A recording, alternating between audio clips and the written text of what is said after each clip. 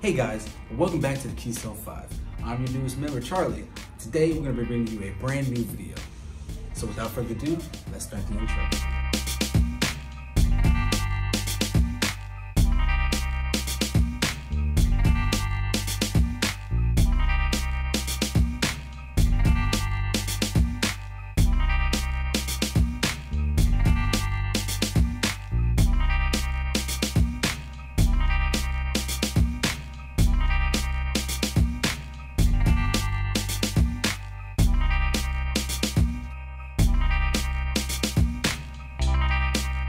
This club alumni started his journey at the Hueytown Boys and Girls Club at the age of 7. At this age, he began to make lots of friendships and memories that would follow him for years to come. So many, in fact, that he decided to become a CIT, or a counselor in training at the club, before moving on to become a staff member at the Hueytown Boys and Girls Club.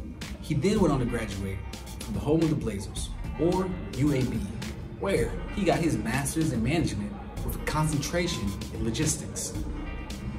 He now works for the US government, which we can't tell you everything he does because confidentiality and all. I present to you the one and only Tim Clanton. Well, let's get into the interview.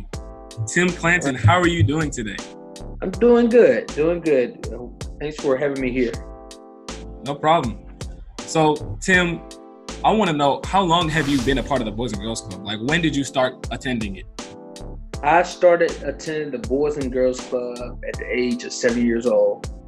And I went through the whole program, from kid learning how to play different sports and activities, to becoming a counselor in training, to becoming a staff member there, have an opportunity to serve as the assistant camp director during my stay at the Boys and Girls Club, and education director. So the Boys and Girls Club has definitely been a great part of my life, a big part of my life. Have there been any specific memories that you can think back fondly of to your time with the club? As a counselor, I just remember having an opportunity to interact with the kids a lot, doing shan battle at camp, or playing gym hockey in the gym and things of that nature. But the Boys and Girls Club has good memories, good people. When you say shan battle, could you describe it for the people that might not know what that is? Yeah, sure. So shan battle was like the game to go to camp. You went to camp to play shan battle. That's so true. Everyone knew, and what they did was they divided everyone into two teams. All the cabins, they divided them into two teams. You was in the woods, and you had these little small brown bags that had flour in it. And you used to roll it up, and all you know is that you get in the woods and you hit the whistle. And it's all about going and get the other people's flag. And during the same time, you're dodging flour. Flowers are going everywhere. You was identified. You had your vest on. You had your goggles on. And it was a great experience. And everyone wanted to win or be the one that got the flag. You didn't matter about running through, getting your leg hurt. You wasn't worried about dodging, diving on the floor. It was all about, I got to get the flag. I got to capture the fort. And that's shan battle. So what do you do now? What is your job now that you've moved on past the Boys and Girls Club? So I had an opportunity. I went to school to UAB, and after I graduated, I had an opportunity to become part of the US government as an intern. And so what happened when I graduated from UAB, I had an opportunity. I had that moment where I had to do my farewells at the Boys and Girls Club, and I came to Huntsville. And so what I do with my job is I support our troops. I'm part of the Department of Defense. So now that you work for the United States, how do you feel about the U.S. opening up the state of Alabama and the coronavirus cases as they're kind of climbing? How do you feel about that? What are your thoughts?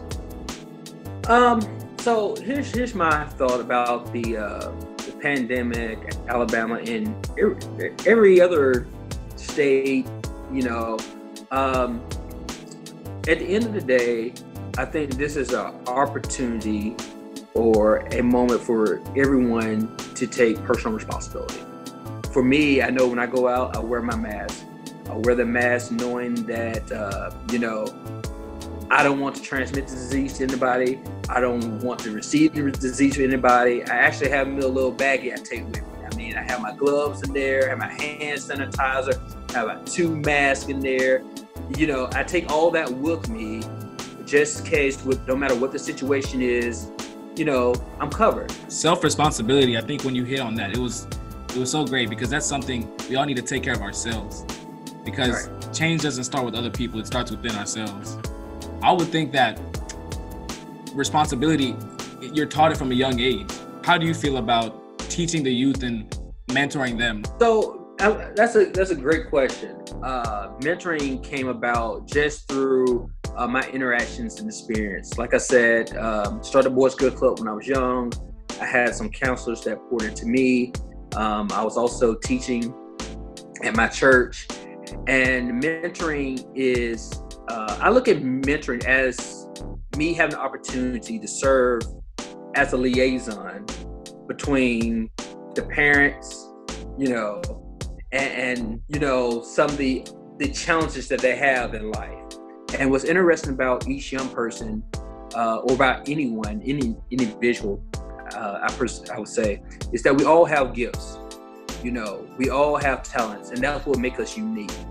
I would like to know, have you been able to give back to the Boys and Girls Club? And if not, how would you like to give back in the future?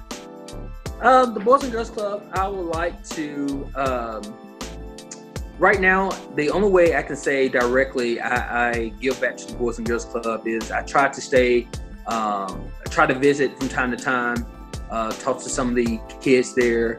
I've came there a couple of times and spoken in CD, things of that nature. You know, every now and then come down there, speak to maybe the teenagers, the older kids, like about mentoring, about what's next, what's the next step. Yeah, you know, this Keystone 5, this is shown to the teens and the youths. So this is a way that you're actually helping them all. So actually, this is a forum for you. What would you like to say to them? For the teens and the youth, what I would say is that ask questions, be curious. You know, you don't have to figure it out all by yourself. Ask questions. You know, you find someone in your life that you see that wants to see you excel, and hold on to it. Ask questions. You know, let them be the one to tell you, hey, I ain't got time. You know, you have to be the one that has to show the interest that you want to do better or achieve higher. Because you have to realize, you know, there's so many things going on in the world. A lot of people that you try to reach out to, they have their jobs and things of that nature. And what's good is when they see a young person take initiative, ask questions, be transparent. And I understand that you have to be careful with that, but that's why you have to find the right person. Well, Tim, that has concluded our interview, but I would like to say thank you for joining me. And we've already met before, but it was great to have you on. And thank you for interviewing with me. No problem, anytime, just let me know. Thanks, Albert. Before you guys leave, we need you guys to go comment down below and tell us what you like most about this video. And please, don't forget to like, subscribe, and turn on notifications so you can stay up to date with our future videos. See you guys later.